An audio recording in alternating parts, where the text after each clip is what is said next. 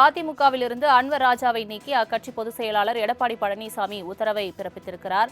அதிமுகவிலிருந்து அன்வர் ராஜாவை நீக்கி அக்கட்சி பொதுச் செயலாளர் எடப்பாடி பழனிசாமி உத்தரவை பிறப்பித்திருக்கிறார். முக்கிய செய்தியாக பார்த்து வருகிறோம். அதிமுக அமைப்பு செயலாளரும் முன்னாள் எம்பியுமான அன்வர் ராஜா திமுகவில் இணைய உள்ளதாக தகவல் வெளியாகியிருக்கிறது.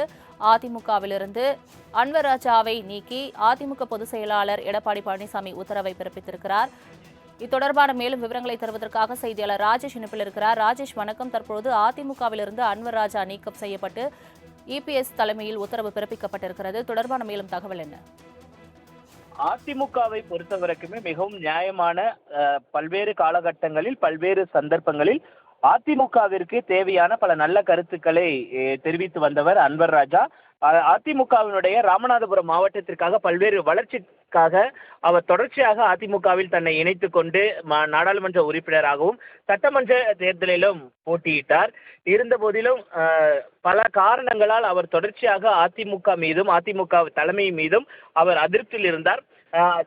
அதிமுகவினுடைய அமைப்பு செயலாளராகவும் முன்னாள் எம்பியுமான அன்வர் ராஜா தற்பொழுது திமுகவில் இணைய உள்ளதாக வெளியான தகவலை அடுத்து அவர் அதிமுகவிலிருந்து நீக்கப்பட்டிருக்கிறார். ஏற்கனவே கடந்த சில மாதங்களுக்கு முன்பாக அவர் சசிகலாவை அதிமுகவில் இணைக்க வேண்டும், சசிகலா மிகப்பெரிய ஒரு ஆளுமையானவர் என்றெல்லாம் அவர் தெரிவித்திருந்த போது அவரை கட்சியை விட்டு நீக்குவதற்கான அனைத்து நடவடிக்கைகளும் மேற்கொள்ளப்பட்டது. அதனைத் தொடர்ந்து அவர் கட்சியை விட்டு நீக்கப்பட்டார். அவர் மன்னிப்பு கடிதம் கொடுத்த பிறகு மீண்டும் அவர் சேர்க்கப்பட்டார்.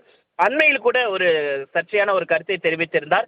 அதிமுக பாஜக கூட்டணி ஏற்பட்டதிலிருந்து அன்வர் ராஜா அதிருப்தியில் இருந்ததாக கூறப்படுகிறது. அப்பொழுது தனியார் தொலைக்காட்சி ஒன்றுக்கு பேட்டி அளித்த அன்வர் ராஜா தமிழகத்தில் பாஜக என்றைக்குமே கால் ஊன்ற முடியாது என்று அவர் ஆணித்தனமாக தெரிவித்திருந்தார். இது கூட்டணியின் மத்தியினால் மிகப்பெரிய ஒரு சலசலப்பை ஏற்படுத்தி இருந்தது.